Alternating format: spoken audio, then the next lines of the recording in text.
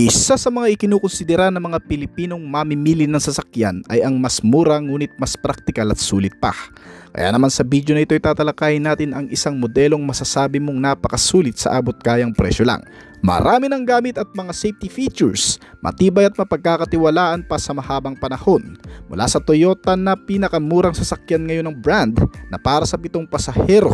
Yan ang alamin natin kasama ng kabuang presyo nito. Pero bago yun, syempre kung bago ka pa lamang po dito sa aking channel, baka na makibigit po mali sa subscribe button pati ng notification bell para naman ma-update lagi sa mga video na gagawin ko pa. Alright, simulan na natin to!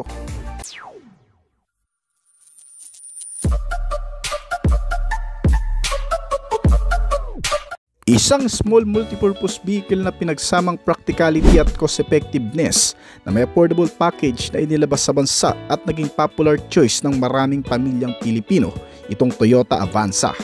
Dahil sa pagiging flexible at capable na 7-seater MPV ay nabigyan ng tsansang maraming nangangarap magkaroon ng isang pampamilyang utility sa mas abot kayang presyo nito. Nanilagyan ngayon ng bagong styling queue na ginawang mas aggressive sa pagkakaroon ng malapad na front grille kasama ang maliliit na sleeker LED headlamps. Itong bagong Avanza ay nakakuha din ngayon ng substantial exterior at interior design updates na may kasamang 3-tier front lighting configuration at dagdag na reflector sa likuran. Kahit na ang malawak na cabin ay ginawang mas convenient at accessible, na may kasamang rear trunk space na pwedeng paluwagin dahil sa mga ang rear seats nito ay naitutupi. Ang bagong Toyota Avanza ngayon ay ginawa na sa dalawang klase ng makina na pagpipilian na parehong gumagamit ng makabagong dual BBTI 4-cylinder inline 16 valve dual overhead cam na makina, na ang isa ay gumagamit ng 1.3 liter na displacement habang 1.5 liter naman ang isa pa, na kaya magpalabas ng hanggang sa 106 na horsepower at 6,000 RPM na may maximum torque na 138 Nm sa kada 4,200 revolution per minute. May average na bilis itong modelo mula sa 160 km per hour o higit pa na nagagawa. Nilagyan din ito ng malaking fuel tank na capacity na 43 liters na may fuel consumption rate na 18 km per liter. Binibigyan daan ng Toyota Avanza ngayon na mabigay ang bawat pangangailangan ng mga sasakay dito gamit ang mas pinalaking body configuration na may sukat pagdating sa lapad na 1,730 mm at ang haba ay nasa 4,395 mm. Ang taas nito ay may sukat na 1,665 mm. Kaya naman kayang pagkasyahin ng 7 tao sa interior na may dagdag pang silid sa likuran para sa mga kargamento. Tumitimbang itong modelo ng 1,090 kg at may ground clearance size na 180 mm na may kasamang dagdag na gamit sa loob gaya ng mga bottle and cup holder, glove box compartment at center console pocket. Nilagyan ng mga accessories, power outlet at saksakan ng mga gadget. Ang top of the line model nito ay may kasama na ring keyless entry, mga power window at auto climate control sa aircon system para mas komportable. Sinamahan pa ng mga features para sa kaligtasan at seguridad, gaya ng pagkakaroon nito ng Advanced Driver Assistance System o ADAS features. Isang makabagong teknolohiya na nagbibigay assistance sa driver at isang klase ng sistema na may safety operation na kasama na nagpapataas ng kaligtasan ng mga pasahero na sasakay dito. Ito ay available lamang sa top of the line variant ng Avanza ngayon. Samantala ang iba pang mga safety features nito gaya ng blind spot monitoring at rear cross traffic alert ay meron na rin sa ilan pang mga modelo. Kasama ang hill start assist, engine check warning, front and side impact beams at mga parking sensors na may kasamang rear sensor at rear camera pa. Kaya kahit ikaw ay baguhan pa lamang, kahit sa pagpapark ay mas makakasiguro ka. Nilagyan din ito ng mga pangunahing safety features pa gaya ng anti-lock braking system o ABS, electronic brake force distribution o EBD at isang brake assist para naman sa mga safety features ng mga biglaang pagpipreno at pagpipreno sa mga hindi inaasahang pagkakataon. Meron pa itong vehicle stability control system, isang traction control para sa malulubak na pagdadrive at mga airbags sa loob nito. At isang child safety locks na may kasamang ISO fixed child mounts para naman sa mga batang pasahero. Nilagyan ng mga seatbelt ang kada upuan at marami pang iba. Kaya naman hindi lang komportable, convenient at matipid at mura itong Avanza dahil kahit papano ay mas ligtas na rin gamitin sa iba.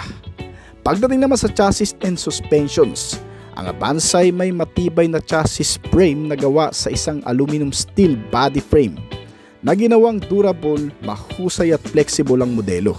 Mas magaang ngunit matibay at may nakakabit pang mga reliable na mga suspensions. Sa front ang MacPherson strut at may coil spring na nagbibigay ng mas balance at stability na pagdadrive na sinamahan ng rear suspension na torsion beam shock absorber, stabilizer linkage at mga coil spring para suportahan ang anumang pagmamaneho sa kung saan lugar at kondisyon ng kalsadang madadaanan nito. Kasama na ang malalagkit at makakapit na mga gulong nito na naka-tubeless na may sukat na 195/60 at rim size na 16-inch. Habang ang preno nito sa harap ay naka-disc at drum brake naman sa likuran. Pagkatapos niyan, ang buong kaha nitong modelo, lalo na ang hood panels, ay gawa sa carbon fiber materials. Isang matibay na lata na hindi nagkakalawangin. Meron din nga pala itong 8-inch size na monitor screen sa loob na may wireless connectivity features gaya ng Apple CarPlay at Android Auto para sa libangan na sinamahan pa ng Bluetooth at 4 na speaker para sa magandang audio sound. Hindi lang ang headlamp ang naka-LED type, maging ang tail lamp nito ay naka-LED na rin. Ang top of the line variant ng Avanza ay may kasamang fog lamp na rin na additional lighting system nito at suporta para sa magandang visibility sa gabi. At ang mga upuan ay gawa sa fabric upholstery.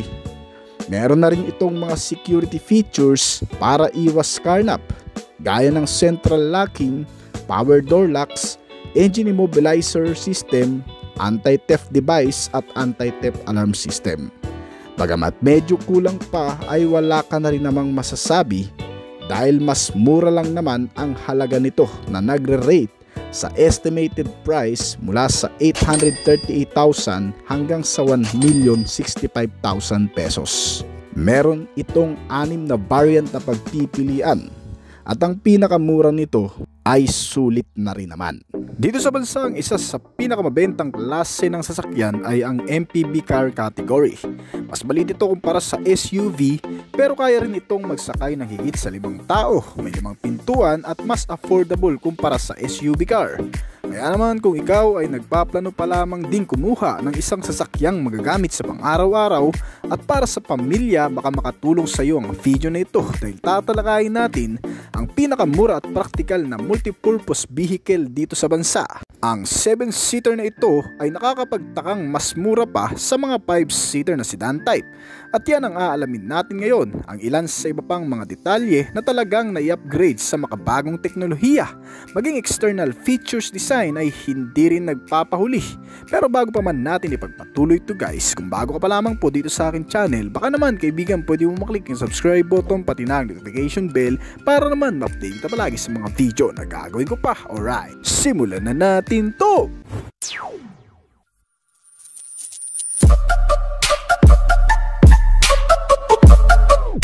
Inilabas ng Toyota Motor Philippines ang kanilang pambatong modelo mula sa MPV car segment, ang Toyota Avanza 2023. Isang modelo na nagpapatunay na hindi lahat ng bagay ay naidadaan sa laki at lakas ng makina, ang pagiging epektibo sa kalsada at sa mga tao makakagamit nito, kundi sa pagiging practical, cost effectiveness at pagiging affordable package. Matagal na itong nandito sa bansa, wala pa man ang ilan sa mga kakumpetensya nito. Itong modelo ay nagpapasikat na sa kalsada na kadalasan ay ginagamit pang family service o partner sa panghanap buhay ng ilan nating mga kababayan. At ngayon sa bagong update nitong modelo ay makasisiguro ka na rin na hindi ka mapag-iiwanan pagdating sa makabagong katangiang nilalaman nito. Kagaya na lamang ng mga bagong safety and security features, pagiging convenient at comfortability ay halos narito na lahat sa modelong ito. Inilabas ito sa bansa na may 4 na klaseng variant mula sa low-end variant na tinatawag na 1.3J manual transmission. Nagkakahalaga ito ng 833,000 pesos lang. Sumunod naman ang 1.3E manual transmission na nagkakahalaga ng 948,000 pesos. Ang pangatlo naman na klase nito ay ang 1.3 CVT automatic transmission na ito na may kabuuang halaga na 1,004,000 at ang pinaka-top end variant naman ay ang 1.5G CVT naman at may kabuuang halaga na 1,059,000 pesos lamang. Ang pagkakaiba-iba ng mga presyo nito ay binase sa dami ng mga specs and features na nakapaloob sa bawat isa. Ibig sabihin, kung ang pinakamura o low-end variant ang pipiliin mo, i-expect mo na hindi lahat ng mga features ay meron din ito. Kaya naman para mas malinaw sa marami, magpo-focus tayo sa 1.5G CVT, ang pinaka-top variant nito, na kumpleto na sa lahat ng bagay. Magula sa exterior design, pare-pareho lang naman ang itsura ng mga yan. Mukhang premium na datingan sa ganda ng front bumper grill cover nito. Nakakamangha ang isang ito kasi sa sobrang tagal na nito sa bansa, ilang modelo ng iba't ibang brand na rin ang nakatapat nito at hindi umubra sa pagiging matibay, matipid at kahit papano'y malakas na performance na meron ito. Naiiba ang itsura sa marami dala ang signature design ng pagiging elegante na very useful sa kahit saan, mapa city ride, long ride at sa urban ride. Ang modelong ito ay naglalaman din ng mga panibagong features gaya na lamang nitong LED type na headlamp with daytime running light at fog lamp na naka-bulb type pa. Ang angas din ng pagkakadesign dito. Ganon din sa tail lamp na may kakaibang disenyo ay napaka-angas na rin.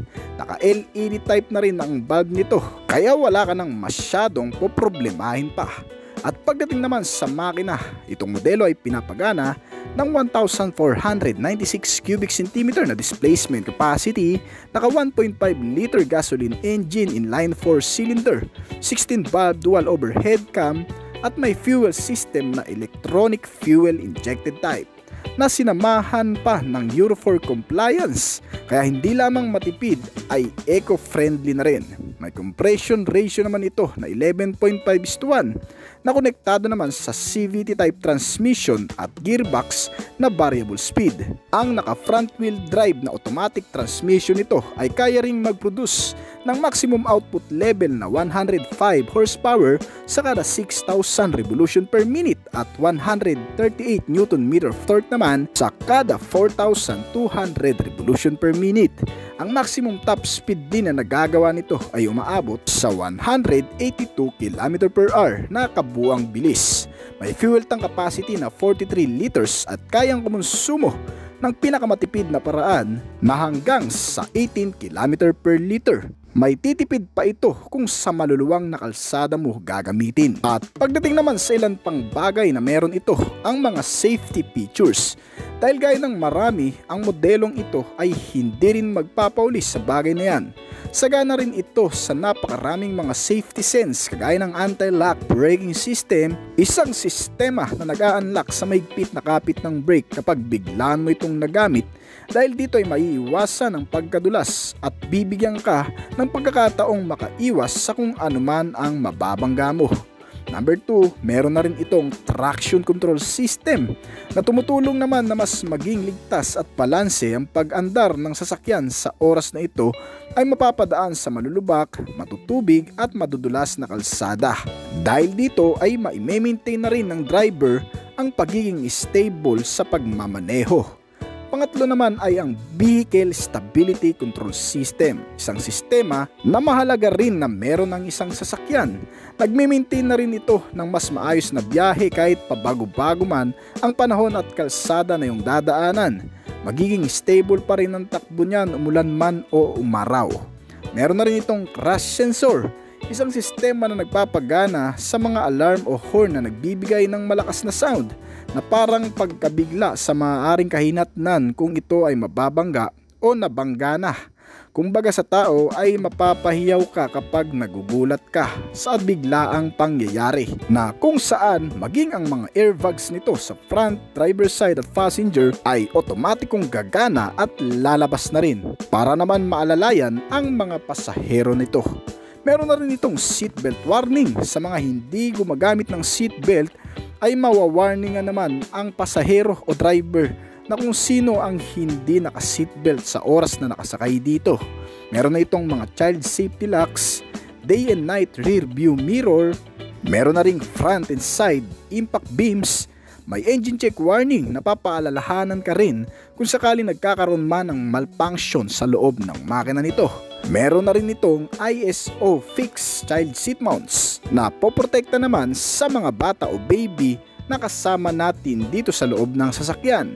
Meron na rin itong EBD o Electronic Brake Distributor na halos katulad lang din ng sa ABS sensor ang ginagampanan. Meron na rin itong mga airbags sa may bandang ibaba para sa mga tuhod natin para mas maprotektahan din naman ang mga buto-buto natin sa paa kung sakaling magkakaroon man ng anumang aksidente. Meron na ring brake assist na kasama, may parking sensor, mga kamera at marami pang iba. Isang bagay lang na kahit ikaw ay isang baguhan pa lamang magmaneho ng mga ganitong klaseng sasakyan ay mapapanatag ka na rin sa pang-araw-araw na pagsakay dahil sa mga safety features na talagang kahit papano'y mag-iingat din sa'yo sa pang-araw-araw na pagmamaneho. Pero ang pinaka-the best pa rin na safety features dyan para sa mga sasakay dito ay ang pagiging alerto at maging maingat sa kalsada. Alright. At syempre, bukod sa safety features, hindi rin naman makukumpleto yan kung wala naman ang security features nito.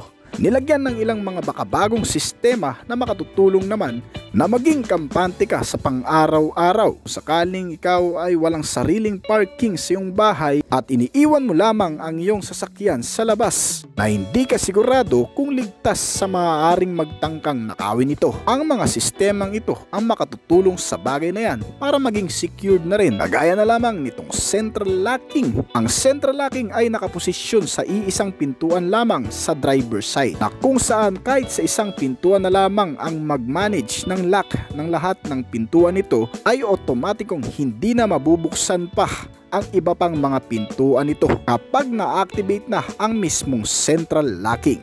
May anti-theft device na rin ito para mas madaling malocate kung saan man ito dadalhin ng taong magmamaneho nito. At meron na rin itong engine immobilizer system, isang sistema sa ignition system na konektado sa makina nitong sasakyan at hindi rin basta-bastang mabubuksan kahit gamitan pa ng traditional way ng pagpapagana ng sasakyan. Sa mga tools na gagamitin o susungkitin ang ignition system para mapagana ay hindi rin uubra dahil dito sa engine immobilizer system na nakalagay na sa bagong sasakyan. Meron na rin itong power door locks na mas magpapatibay rin sa kapit at pagkakalak ng mga pintuan nito kahit gamitan man ng ano pang bagay na pwedeng magpabukas sa mga pintuan ay hindi rin gagana dahil dito sa power door locks. At ang panghuli ay ang anti-theft alarm, isang sistema na nag-iingay o biglang mag-a-alarm sa sasakyan kung sakaling masagi o galawin man ng kahit na sino itong sasakyan na nakalak sa mismong transmitter key nito.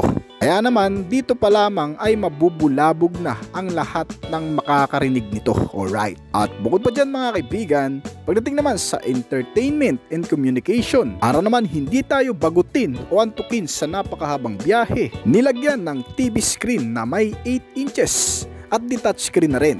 May Bluetooth connectivity na pwede mong i-connect ang iyong cellphone gadget dito mismo sa sistema nito at mga speakers sa front and rear para mas maganda ang audio sound sa loob ng sasakyan. May FM and AM radio na rin ito at USB and auxiliary input na kasama. The Apple CarPlay at Android Auto na rin. Napaka-komportable na rin ng iyong pagsakay dahil sa mga bagay na makikita mo sa loob nitong sasakyan. May mga bottle and cup holder sa front and rear portion nito. May engine start and stop button na rin itong kasama, pangaragdagan sa pagtitipid ng konsumo ng gasolina dahil otomatikong titigil ang buong makina nito kapag naka-stop sa traffic light. May mga power windows sa front and rear at meron na ring ilaw sa trunk lid nito o yung luggage compartment. Para naman kahit madilim ang kapaligiran ay makikita pa rin natin ang mga gamit na nakalagay dito. Meron na rin itong accessories power outlet sa front and rear with central console armrest. At keyless entry na rin ito liban sa ilang variants na low end pa dito. At itong instrument panel ay napaka-informative na rin. Highlighted ang mga notification at indicator na lumalabas dito. Gaya na lamang ng low fuel warning light, may digital odometer, electronic multi-trip meter, digital clock, tachometer, door ajar warning, engine check warning at marami pang iba. Pagdating naman sa interior, makikita ang adjustable seats at adjustable headrest para mas maging relax din naman ang pagkakaupo. Fabric upholstery na rin ang cover nito at with height adjustable sa driver seats. Talagang halos kumpleto na at wala ka nang masasabi pa sa MPV car na Toyota Avanza. Sa safety, security, sa comfortability at sa ibang accessibility na meron ito ay talagang nakakabilib na rin talaga na meron na sa mga ganitong klaseng sasakyan. At para naman sa kabuuang sukat nito, ang haba nitong modelo ay 4,395mm. Ang buong lapad naman ay 1,730mm. May kabuuang taas naman ito na 1,665mm. At wheelbase size na 2,750mm. Ang ground clearance naman ito ay nasa 180mm.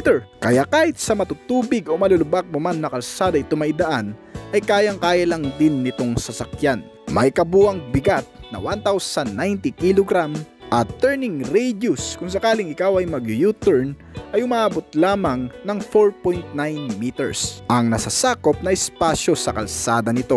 Itong Toyota Avanza na update model nito ay available na sa bansa noong nakaraang taon pa sa halagang 833,000 pesos mula sa pinakamababang presyo nito at hanggang sa pinakamataas na nagkakahalaga lamang din ng 1,059,000 pesos dito sa bansa ay hindi ka natalo dahil para ka na ring bumili ng isang sedan type na high-end ang variant.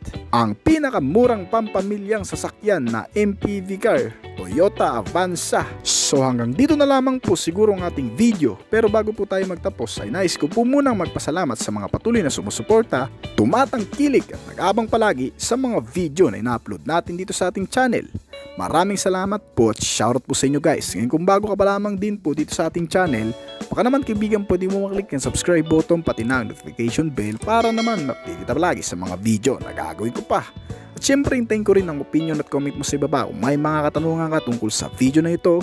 Huwag kang mayang mag-comment kaibigan upang nang sa ganun ay masagutan ko rin ang mga nais mo pang malaman at makakuha rin ako ng idea mula sa iyo na magagamit ko sa aking mga susunod pang video na gagawin.